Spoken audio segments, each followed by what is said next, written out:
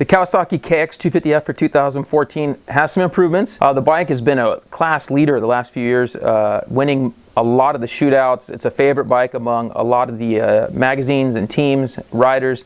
Pro Circuits just dominated racing the last few years with this machine, and here's what we got for 2014. For the last few years, Kawasaki's made a lot of improvements to the Kawasaki KX 250F. For 2014, it seems to be a lot more fine-tuning. Kawasaki calls their injection system DFI, dual fuel injection. That's what they call it with two dual injectors. The second injector sprays fuel into the intake before the main injector body. There's a whole bunch of technical gibberish that goes with this dual fuel injectors, but the bottom line is the thing makes big power. That's what we notice. It almost feels like a good, perfectly tuned carburetor with the type of hit it has, but of course with no bog or hesitation that you would have with a carburetor. For 2014, the motors have some updates to the cylinder, to the plating and within the cylinder to make it stronger, to the crank halves to be more durable, and also to the connecting rod to make it more durable as well. For 2014, one of the new changes is launch control. The 450s had this the last year or two. The 250 now gets it, so better off starts, especially off concrete. Don't have to have as much throttle control. You can just launch off the starting gate. Kawasaki's also updated the oil jet, which sprays into the motor. That allows for better cooling, going to help the durability of the motor. If you've watched any of the Kawasaki commercials, you know all about these map selectors. There's 3 different color couplers that you can plug in for the type of track conditions. Really nice feature that Kawasaki has that you can really feel on the bike.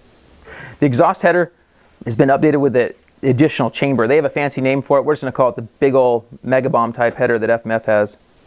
They say it provides better power without the loss of any top-end power. Transmission's been upgraded as well. Now it has a 4-dog gears on the shift drum.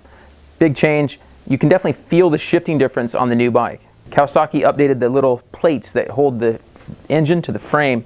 Might sound like a small deal, but they say it helps in the rigidity and feel of the bike. The 250 doesn't boast of air fork, and I think that's a kind of a good thing on this small bike. It has a single side fork, a lot easier to tune on, good performance stock. Both ends of the suspension have been updated on the fork and shock with newer settings internally. The 2014, to tell the difference between it and a 13, has the white rear fender, big styling difference. Kawasaki has finally stopped vulcanizing their throttle grip to the throttle tube, so you can actually remove the stock grip from the throttle tube without having to grind it off. The Kawasaki KX 250F boasts huge numbers in its wins over the last few years with Kawasaki's dominance.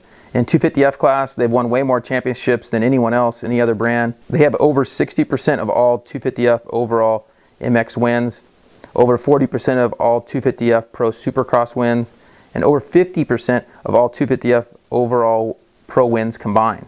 Just massive numbers from the KX 250F.